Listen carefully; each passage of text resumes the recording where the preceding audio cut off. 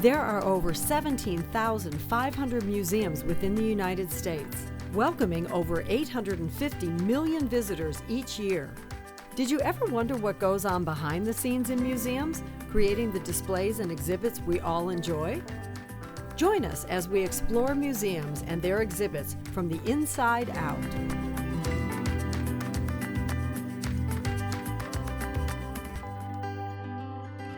I'm Leslie Mueller. Welcome to Museum Access, the show that takes you behind the scenes at America's top museums. Today we're at the Museum of Broadcast Communications in Chicago. This four-story, 62,000 square foot building is a treasure trove of broadcast history in America. The collections inside show the ghosts of media past and the rising stars of media present. It's the home of 60 years of television commercials. Remember Pop Pop, Fizz Fizz, Oh What a Relief It Is, or Where's the Beef? Plus the National Radio Hall of Fame that has inducted giants of the industry, including Jack Benny, Bob Hope, Dick Clark, Don Imus, Larry King, and Howard Stern. We'll take a behind-the-scenes peek at the massive collections of television and radio history in the museum's archives. Then we'll get a private tour of the working vintage radio station with museum president and CEO, broadcast veteran Bruce Dumont. Since I was squarely planted in front of the television set as a child, laughing, learning, and sometimes crying, I'm anxious to go inside and look around the history of America's television and radio. So let's go. Steve, thank you so much for joining us today. You were so kind to take time to bring us through the museum. What a great space. Well, thank you. We hope we bring back memories, because if we have, we've done our job. You're not kidding. But before we start anything, before you tell us what all we have in store, what the heck is this? Well, this is the first artifact, sculpture that you'll see when you walk into the museum. Yeah, so up the staircase. Up our grand staircase. Yeah. This is what we call the media tower. It's comprised of old radio equipment, television equipment. Most of it is gears and circuits and Yes, but it's one of the most impressive things we have here at the museum. It's great. And people get a kick out of it when they see it. It looks much better at night. Oh, I bet. Yeah, it's all lit up. Yeah. And we always like to joke during Christmas season, we throw some garland around it, and it becomes our Christmas tree. Yeah. Merry Christmas. Yeah. After you see the sculpture here, you'll walk to your left and you walk into our Radio Hall of Fame floor. Everything on the second floor is related to radio history. On the walls, you'll see many, many portraits of our inductees. So we have over 200 so far. Wow. We're inducting, I believe, 10 more this year. Every year. And the ceremony is here? The ceremony is here up on our fourth floor. We have a banquet hall up on the fourth floor. It's radio's biggest night. And the inductees are not always individuals, people that you hear on the air. Sometimes it's producers, directors, writers. Oh, the behind-the-scenes folks. Behind-the-scenes people. And I noticed you have an incredible vintage radio collection and some dummies. Yes. Not employees, but.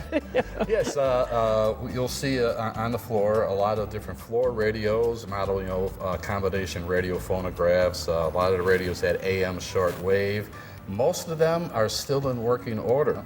But we also have one wall where the entire wall is all old Bakelite radios. Bakelite being an early form of plastic, which was touted as being very indestructible. I tell people in the tours, don't believe it. Throw that against the wall, it will break. So we don't do that. But all those radios work, and they're a standard of what you saw in kitchens and bedrooms across America from the 40s through the 80s. We have an exhibit, Charlie McCarthy, if anybody remembers Edgar Bergen, a ventriloquist of much talent. We have one of only two Charlies in existence. My goodness, I didn't even know there was more than one. The one that we have is the very last one that Edgar ever used. And there's also one at the Smithsonian in DC, Washington, DC. Oh. And but we also have Effie Clinker and Mortimer Snerd, which are his friends. Mortimer being the dummy's dummy. Okay. And kind of for comic relief. And one thing that's funny is when I have some of the younger kids here for the tours, I'll ask them, "Do you know who Edgar Bergen is?" And of goes over their head. Candace Bergen's dad, they don't even know Candace Bergen. Candace Bergen, you know, like Murphy Brown? No. I'll say, okay, well, think about this. Edgar Bergen was a ventriloquist on radio.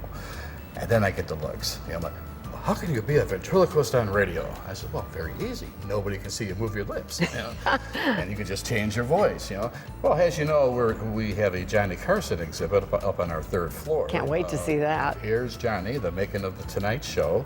A very interesting exhibit where we have a lot of photos and personal effects by, you know, of Johnny's, his costumes. I'll recognize some of that, I'm sure. I was a big fan. Yeah, yes, great. Yeah, enjoy that. People enjoy that. You know, it's one of the people come in and, where's Johnny?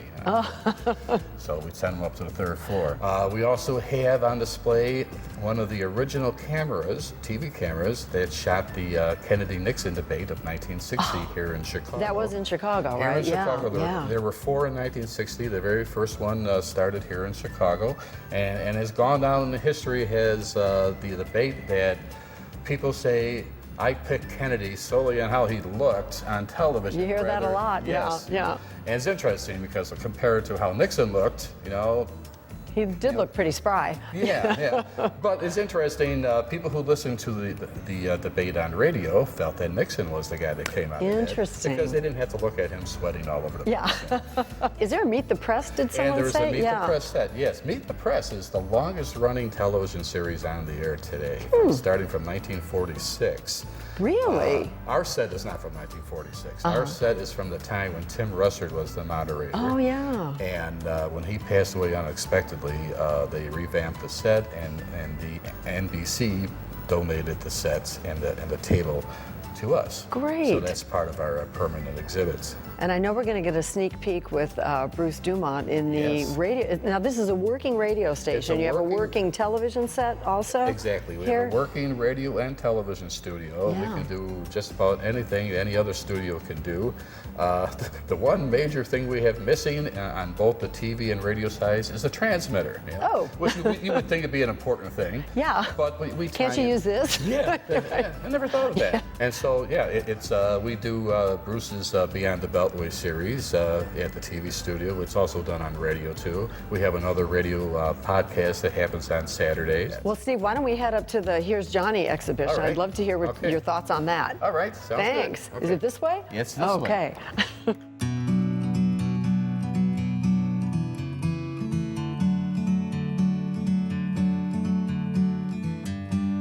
So here we are. Here's Johnny, right? Here's Johnny, the making of the Tonight Show. And you see a very early picture of Johnny here. That's probably from around 1962, the very first season that he helmed the show after Jack Parr and before him Steve Allen. We have a lot of Johnny's personal effects here, his costumes. He was also a magician. We have many rare photos and clips from the show.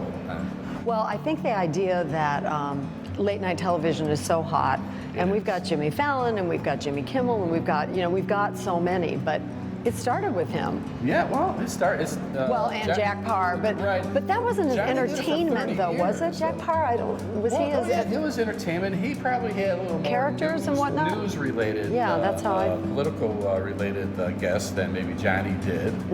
Steve Allen was more of a variety show with guests also. Yeah. But he And Johnny was kind of a mix, right? Exactly. It was a mix, and he had that natural Midwestern personality where he could just sit back and let people just talk about themselves, and he'd add a little comment here and there, but it was perfect. Well, I always thought he could get away with a lot more because he had that baby face. The baby but face. That little devil. Yeah, a little twinkle in his eye. Yeah, exactly. A little raised eyebrow, like, Exactly. Yeah, he can do so much with a deadpan look. Yeah, exactly. Milk that baby. Exactly. And if it didn't work, we always had Ed to laugh at his jokes too. So. I love it when they both crack up and they just couldn't get it back together. Right. That's always the best. Mm-hmm. Yeah, we show a lot of different clips, and some of the best that you can, a lot of them you'll remember something like, oh my God, I never saw this before.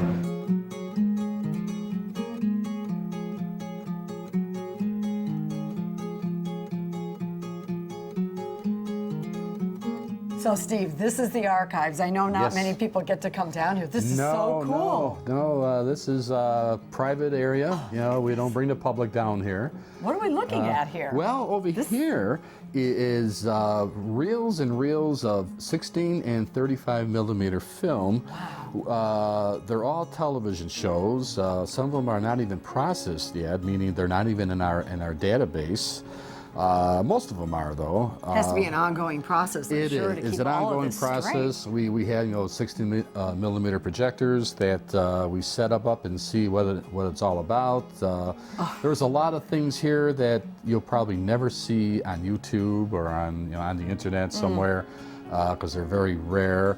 Some is news footage. There's material going back to the early 1950s. Oh my gosh. There And is back here too? Back here too, like What this. are these in the boxes? These are also reels. Like the film. one standing up? Like the one that's be like a take-a reel. The film will be on here. Also, some are just in a reel, but they're not on the reel. They're just like a Just spool. coil. Yeah, just Yeah. coil. That's what I'm looking Wow. for. So we have a lot of these shows. The Rebel with Nick Adams, which is a rare Western. My dad used to watch that. Yeah, Oh, I remember that one. What a great theme sung by Johnny Cash. Oh my goodness, a young Johnny Cash. A young Johnny Cash. In fact, when you see The Rebel on VHS or DVD, and they sell episodes, most of the time the theme has been edited out or redone with somebody else singing it because they didn't want to pay Johnny all the royalties and everything. So Johnny got smart as he got older. yeah, I guess so. Yeah. So Steve, what else is down here? Well, we have signage for our exhibits. Right behind you is a big cutout of Orson Welles. A young Orson Welles. A very young Orson Yeah. Welles when he was doing radio. In fact, he was responsible for the War of the Worlds radio broadcast, yeah, which that was famous, yeah. aired in the day before Halloween in 1938. And scared the bejeebies right out Oh of yes, everybody. yes, it was probably something that never could happen again. But he did a really good job. Well, out of it's it, funny, yeah. we laugh at it now. Yeah. But it was probably very serious back then. It was, and the thing is that during the commercial breaks, he told people this is a play, this is not real, but nobody listened to him. They're all outside looking up in the sky, waiting for us to be plummeted by I see one. flying saucers. Yeah. Oh my goodness. Yeah, so it was the power of radio. You're not and kidding. talk about the influence that radio could have made on the public. Sure. So what else do we have down here? We have the 10 o'clock newscasts from 1989 to the present. We've been recording every newscast from the Chicago stations, and that's quite a collection in itself. Behind me are shelves of commercials from all over the world. There's, I'd say, about 20,000 commercials. And these are stationary shelves here, right? Yes, they're stationary shelves. It's the kind of shelves we had before we had our rolling shelf system, which I will show you in a bit. These shelves contain commercials from the 1950s all the way through the 1990s. And many of them are cigarette commercials, which are not allowed on American television anymore since 1971. And they're a popular feature for people that come over to the museum to look at some of our tapes. And they love the commercials, the cigarette commercials, in fact, because in the 1950s, there would be disclaimers saying like, 9 out of 10 doctors recommend Camels for if you have a cold. Oh my God.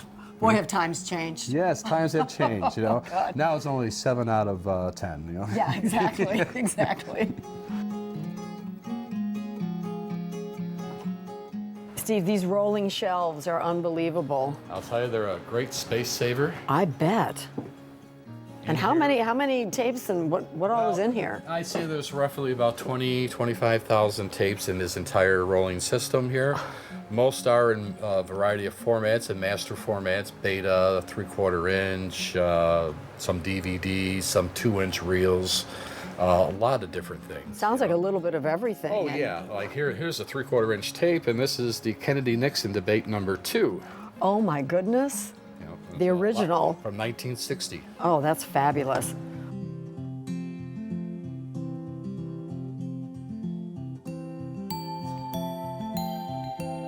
Bruce, thank you so much for taking time Very today good. to show Delighted us to this. have you with us. I love this idea of the behind the scenes. This is a working radio station, It really right? is. That, we have and a you do working your radio show, studio yeah. and a working TV studio. And this is really available to any radio station in America that wants to do a live remote from here. We have a podcast every Saturday afternoon. And then when student groups or school groups come in, or even senior groups, we let them participate in a radio show. Now tell me about your radio show. You've got one that airs from here too, don't you? I do a show called Beyond the Beltway. It's been on the air for 36 years, and every Sunday night I have 2 left of center, 2 right of center, and we talk about national politics. Oh, that's great. And Boy, never what a run- year. and What a never year. run out of things to talk Yeah, I was about. going to say, you're right. Especially this year. Yeah, Yes. especially now. Well, now, give us a little idea of how does this all work? Well, this first of all, this is the Paul and Angel Harvey radio studio. Okay. Because Paul and Angel Harvey were major supporters of the museum. He was the most listened to broadcaster in the history of radio. He's got to be in that Hall of Fame, He I'm is sure. in the Hall Yeah. of Fame, and he originated from Chicago for over 60 years on the ABC radio network. And this piece of furniture was donated to us by WGN Radio, which is one of the major radio stations in town. Oh, yeah. As you see, it's the original. It's been scuffed around the up. block, It's, yeah. it's not been spruced up. It's scuffed up, but it's real. And sometimes this would be filled with guests Yes. on this side. Okay. Right. In fact, we do a podcast every Saturday afternoon. A fellow by the name of Tony Lozano, and he's got a whole cast of characters that come in, and every chair is filled, and they bring in a couch, and it's like the old days of radio. Okay, so now I know you're the broadcast veteran here, and I'm sure you've seen lots of changes in the industry. Right. But does it still basically work the same way as the host? You're on the far side. Yeah, and are you doing any? The big difference is that I think in contemporary radio, the person who is the talent is also doing the technology. Little more They're than- running the board. In our particular case, we have the Art LeBeau control room. Art LeBeau is the man who created the term oldies but goodies. Oh, wow. Based in California, has been on the air for over 60 years.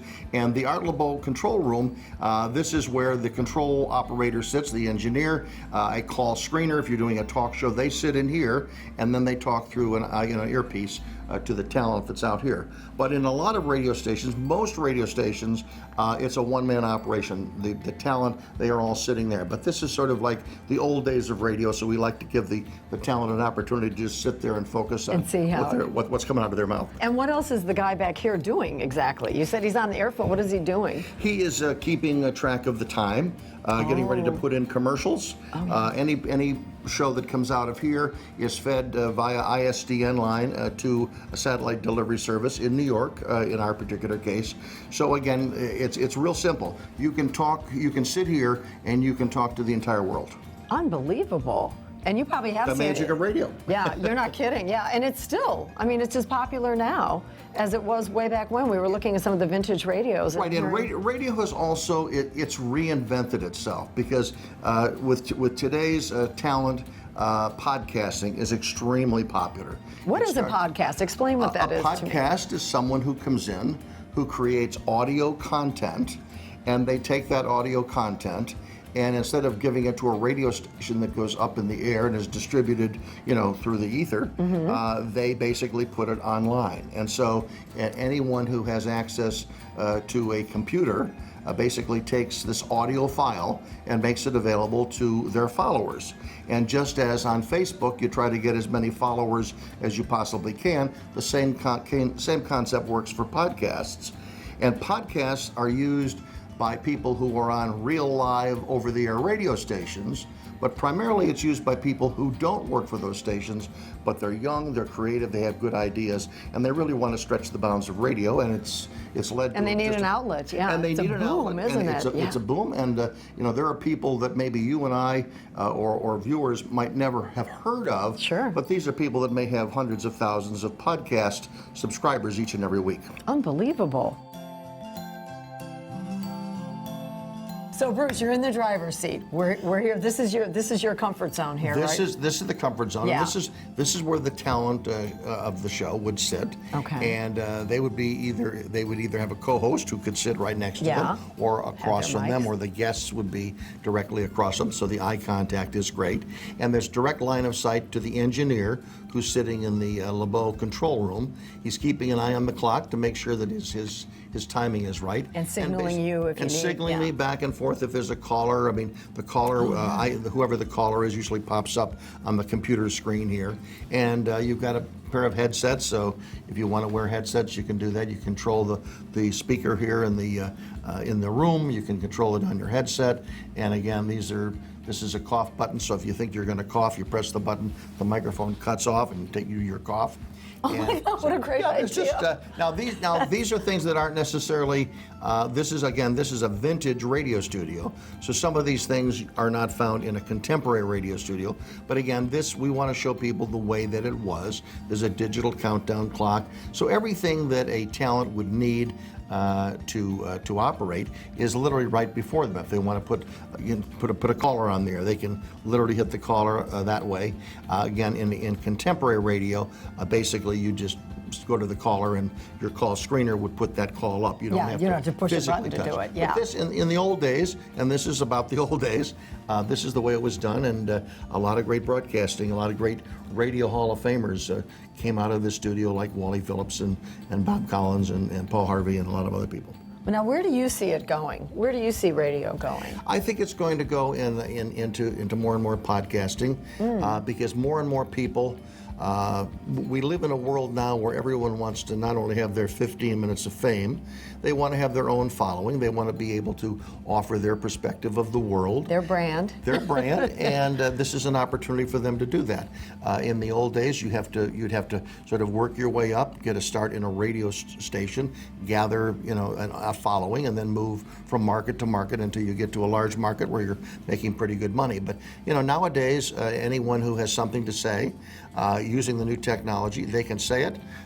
It can be heard, it can be seen, it can be even a live feed on your Facebook page. There's just so much that's going on, and really it's transforming what we grew up with, which was broadcasting, where you had a small group of people that controlled access to opinions and thought and everything else. And now it's open. It's open. I think it's much better because the breadth of opinions that are out there is good for the body politic. Well, and how exciting to have been on this journey. Yes. I mean, and you've seen it from right. And that's here to right. That's today. why it's important. We have, at the museum here in Chicago, we have this radio studio. We have a television studio upstairs. We have a performance space directly outside what we're looking at from the radio studio. And so, if you're a creative person, and if your area of expertise is audio creativity, we got a studio for you. If it's TV, got a place to go. If you're a theater major and you want to try something out in a live performance, we have the Comcast Universal Center. So there's a place for young, creative people to come in and try their wares and create the product, create the moments, the content, that is recalled 50 or 100 years from now, which is what the core mission of the museum was. Well, and it's all about broadcast communications. That's right. Content is king, and those that have said that radio would die, 40 years ago with television, they were wrong. It's just people want they want content. Sure. And we have 3 places where content can be created. And isn't it wonderful, though, that you could have somebody from Japan listening, or someone from Australia, or someone, it's so much broader than it used to be, too. I will tell you, and I've been doing my radio show now for 36 years, and it reminds me, every time I look at a call of lights, my call board, and I will see somebody calling me from Maine and somebody calling me from California. Isn't that great? It is amazing. Yeah. And I'll hit a line, or my engineer will hit a line, and this will be somebody who's driving along the 405 in California, and he has one opinion, and then I conference him with someone who's fishing in the state of Maine, and so Maine and California are talking to each other, and the rest of the country, or my audience, they're listening in. It is the magic of radio. It baffles me. Don't ask me how it works. And if you don't know, and I don't know, but I'm just saying is that it is magic, and it's even, I think it's the ability to do that is tenfold now with the new technology. It sure is. Well, Bruce, thank you for taking time today to talk with us. Thanks for stopping by. Fascinating. Come back anytime. Thank you.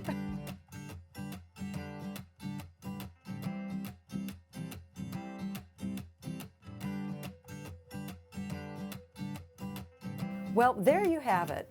Broadcast history from its exciting infancy to present day. I'm Leslie Mueller. Thanks for joining us on Museum Access, where every visit is an adventure.